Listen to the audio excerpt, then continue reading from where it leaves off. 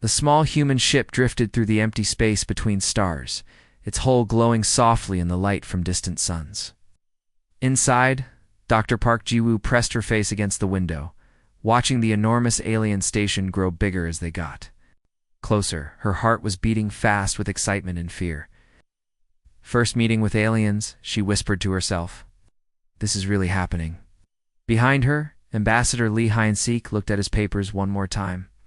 He was an old man with gray hair and tired eyes, but today he sat up straight. He knew that what happened in the next few hours would change everything for the human race. The alien station is huge, said Captain Kim Sora from the front of the ship. I can see their ships docked there, 7 different types, 7 different alien races, all waiting to meet us. Ji-woo had spent 3 years getting ready for this day. She had studied every piece of information humans had about the aliens. The hegemony, they called themselves. 7 alien races that had controlled the galaxy for thousands of years. Now they were finally ready to meet the humans from the small blue planet at the edge of space. The docking bay was bigger than anything Ji-woo had ever seen. Strange creatures moved around inside it. Some looked like walking crystals that made musical sounds when they moved. Others looked like clouds of gas that could change shape. There were beings with too many arms, beings with no arms at all, and creatures that seemed to be made of pure light. At the center of the bay stood the most important aliens. The leaders of the hegemony. They had machines around them that were scanning everything, making quiet beeping sounds. Welcome, humans of Earth, said the lead alien. It looked like a tall crystal sculpture, but it could talk. Its voice sounded like wind chimes in a soft breeze.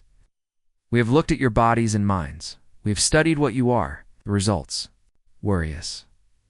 Ambassador Lee walked forward with a smile. He had practiced this moment many times. We're happy to meet you. We want to learn how we can help make the galaxy a better place.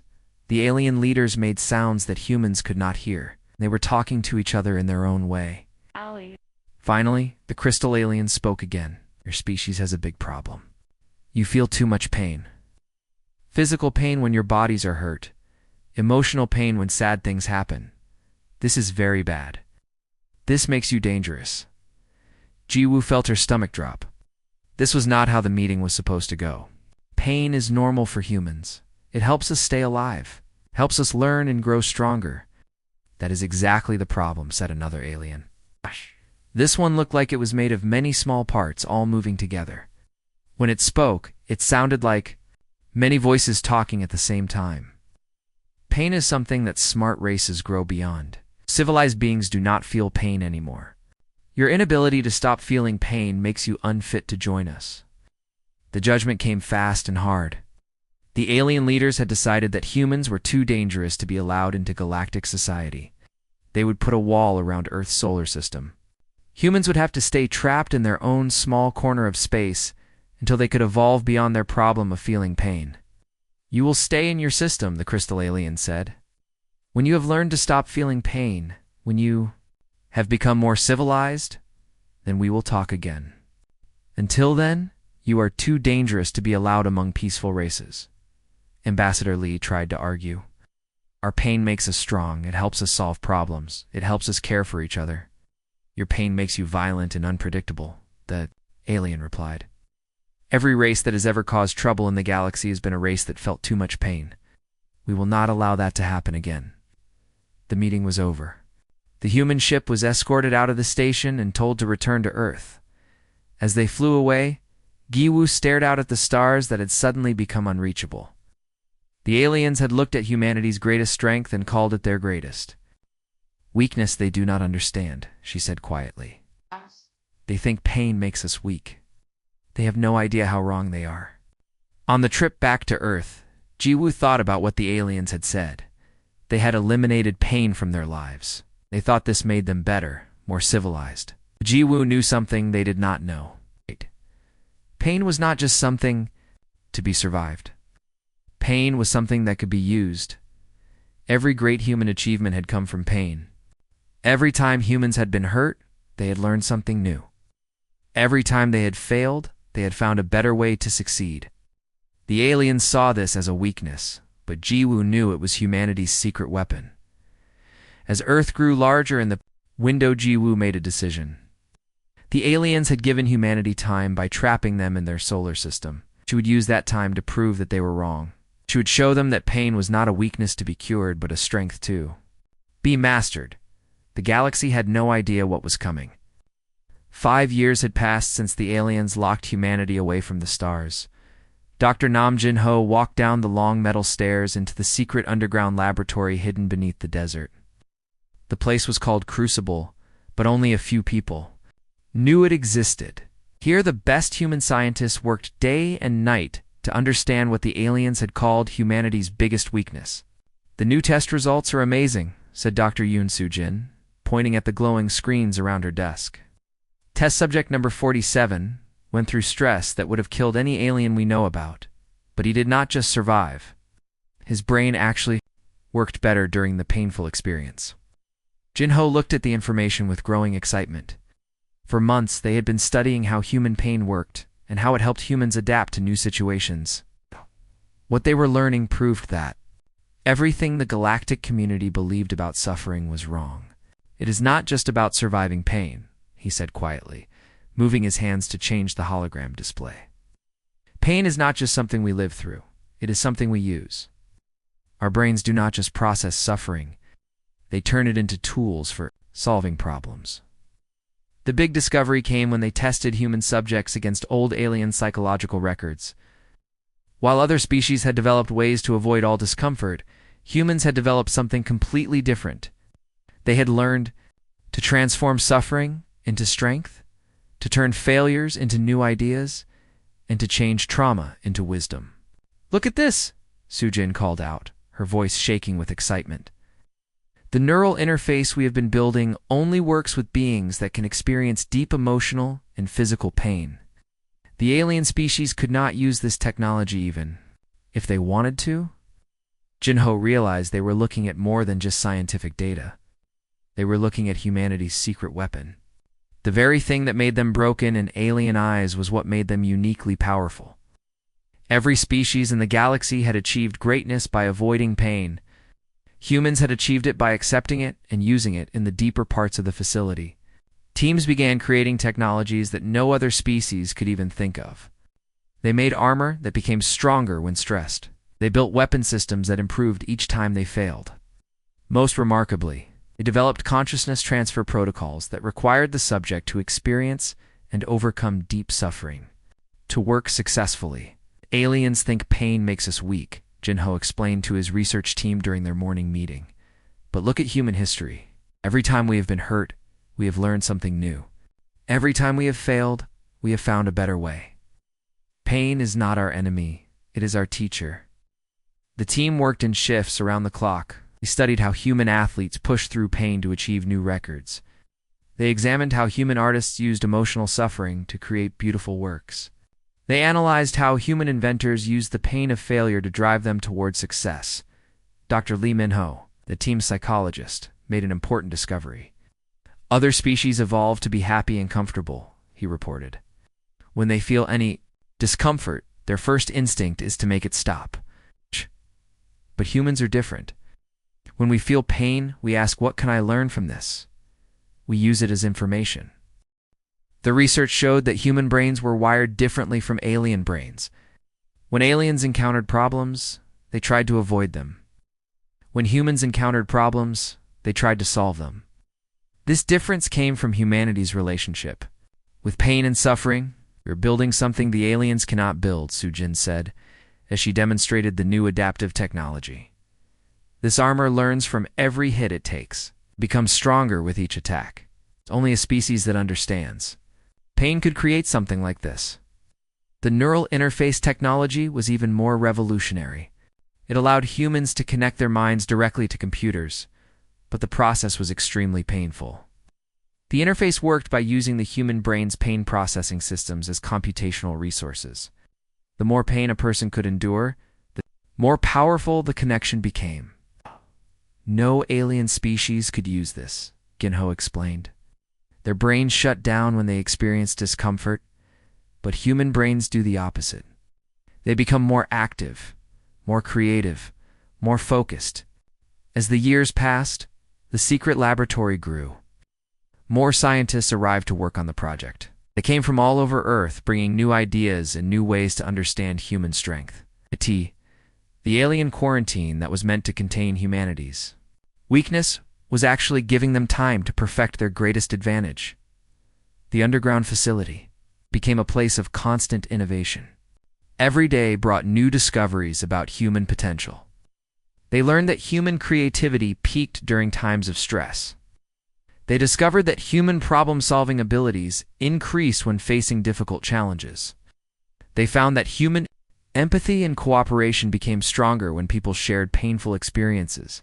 The aliens made a mistake, Jinho said as he looked at 5 years of research data. They thought pain was something to be eliminated. But pain is not the problem. Pain is the solution. It is what makes us grow, what makes us adapt, what makes us stronger. The quarantine had been meant to keep humanity away from the galaxy until they could become more like the aliens. Instead, it had given humanity time to become more like themselves. They were developing technologies and capabilities that no other species possessed. They were preparing for the day when they would return to the stars, not as supplicants begging for acceptance, but as teachers ready to show the galaxy what it had forgotten. Captain Omenesio crawled through the narrow metal tunnel inside the alien space station.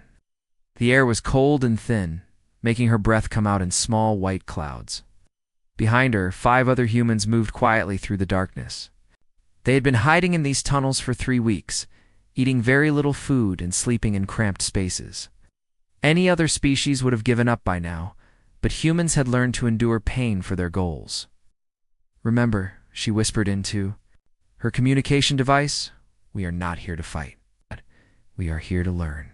The mission was supposed to be simple reconnaissance, but Omenesio knew it meant much more. For the first time since the aliens had trapped humanity in their solar system, humans were operating in alien space. The hegemony believed their technology was perfect and their stations were impossible to break into. Yes, they had never met a species willing to suffer for weeks in hiding just to gather information. Her team moved through the station's maintenance areas with practiced silence. Each of them had volunteered for a mission that other species would consider suicide. They survived. On tiny amounts of food, endured extreme hot and cold temperatures, and pushed their bodies far beyond normal limits. What made them special was not their technology or training, it was their willingness to suffer for their mission. "Target found," reported Li Jimin from his position near the central computer core. "The files are protected, but I can access the outer systems." Omenesio watched through her neural interface as Jamin began the delicate work of breaking into alien databases. The process required him to connect directly with alien technology, which caused terrible pain in his brain.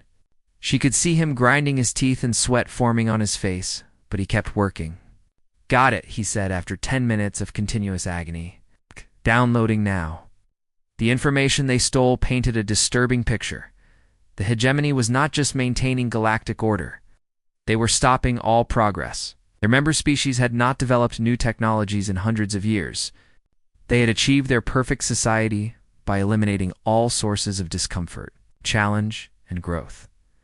But more importantly, the files showed that the hegemony leaders were afraid. Deep in their secret communications, Omenesio found references to the pain bearers and the adaptation threat. They were not just dismissing humanity. They were actively working to contain what they saw as a dangerous evolutionary problem. "Look at this," said team member Park Soon-ho, pointing to a section of the stolen data. "They have been watching us for longer than we thought. They have records of human behavior going back 50 years. The files revealed that the aliens had been studying humanity long before first contact. They had watched human wars, human disasters, and human recoveries. What they saw terrified them. Every time humans faced catastrophe, they became stronger. Every time they experienced loss, they innovated. Every time they suffered, they grew. They are afraid of us," Omenesio realized as she read through the classified reports. "They think we are a threat to their entire way of life." The alien files contained detailed analyses of human psychology. The aliens could not understand how humans could experience terrible pain and still choose to help others. They could not comprehend how humans could face certain death and still fight for their beliefs. To the aliens, this behavior seemed insane and dangerous. We need to see more, Minicio decided. Jamin, can you access their historical records? The deeper they dug into the alien databases, the more shocking the truth became. The hegemony had not always been the way it was now. Thousands of years ago, their member species had been different. They had experienced pain, struggle, and growth, just like humans. But over time, they had chosen to eliminate these experiences from their lives. They made themselves weak, observed team member Kim the Jean as she studied the historical data. They chose comfort over growth, peace over progress. The records showed that the current hegemony species were the survivors of a much larger galactic community. Dozens of other species had existed in the past, but they had all disappeared. The pattern was always the same. They achieved technological advancement, eliminated suffering from their societies, and then slowly died out as they stopped growing and adapting. The current aliens are not the winners, Minicio realized. Are the only ones left because they were too afraid to take risks. As her team prepared to leave the station, Minicio understood the true situation. The aliens had not quarantined humanity because they were superior. They had quarantined humanity because they were terrified of what humans represented. Humans were proof that there was another way to live, another way to grow, another way to face the universe.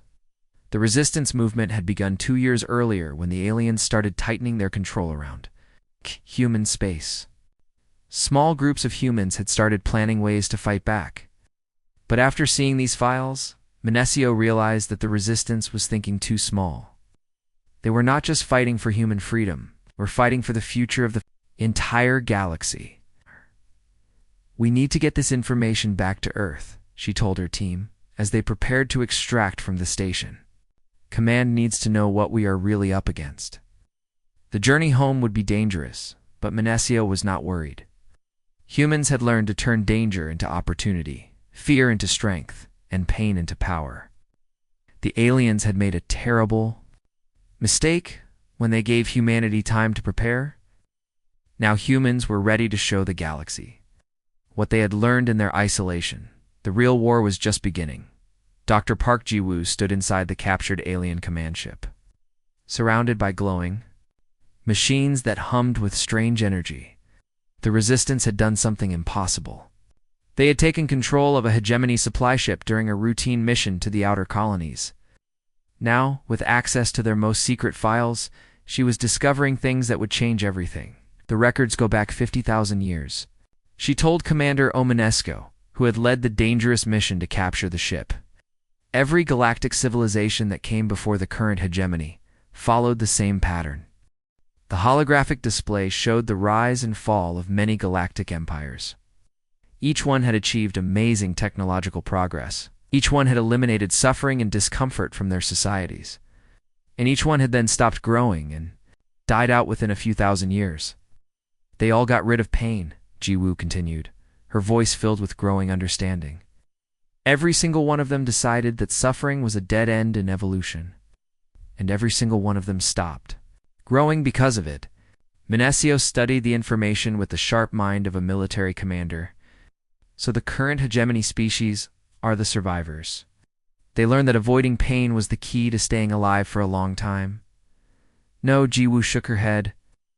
Learned the wrong lesson. They survived not because they avoided pain, but because they were the only ones who still had some ability to feel discomfort.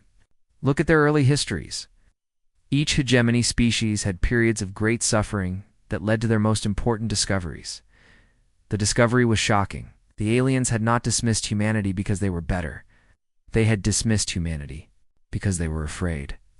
Humans represented something that had not existed in the galaxy for tens of thousands of years. A species that had learned to use suffering as a tool for growth instead of something to be eliminated. There is more, Ji-woo said, accessing deeper files. The hegemony's own scientists have been studying this pattern. They know that their civilization is starting to stop growing. They know that eliminating pain leads to evolutionary dead ends. But they cannot bring themselves to bring suffering back into their societies. Minicio felt a chill of understanding. That is why they locked us away. We're not just a threat to their order. We are a threat to their entire way of thinking about life. The alien ship's memory banks contain detailed studies of galactic history. Every advanced civilization had followed the same path. First, they developed technology to reduce suffering. Then they eliminated physical pain. Next, they removed emotional discomfort. Finally, they created perfect, peaceful societies where nothing ever went wrong, and then they died. Look at this pattern, Jiwoo said, pointing to a timeline that showed the lifespan of different civilizations. The Zephyrians lasted 8,000 years after eliminating pain. The collective managed 12,000, the longest any species. Survived was 15,000 years. The files revealed that the current hegemony species had been studying this problem for centuries. They knew they were following the same path as the dead civilizations, could see their own societies becoming stagnant, their people becoming less creative, their technology advancing more slowly each century. They are dying too, Minesio realized. They're just dying more slowly than the others. The most shocking discovery came when Jiwoo accessed the psychological profiles of individual hegemony members. The aliens who lived the longest, who contributed most to their societies, who showed the most creativity and problem-solving ability, were the ones who had experienced the most pain in their early lives. They know, Jiwoo whispered. At some level, they know that pain is what makes life worth living. They know that suffering is what drives growth, but they are too afraid to admit it. Deep in the alien files, they found references to the pain-bearer, species and the adaptation threat. The hegemony leadership had been tracking humanity's development for decades. They had watched human wars, disasters, and recoveries with growing alarm. Every time humans faced catastrophe, they emerged stronger. Every time they experienced loss, they innovated. Every time they suffered, they grew. We scare them, Minesio said, reading through the classified reports. We represent everything they gave up to achieve their perfect society. The files contained detailed plans for humanity's containment. The hegemony had considered many options: direct military action, technological suppression, even biological modification to reduce human pain sensitivity. But they had settled on quarantine because they believed that isolation would eventually force humans to evolve beyond their defect. They think we will become like them, Jiwoo realized. They think that given enough time, we will choose comfort over growth, peace over progress. But the files also revealed something the aliens had not expected.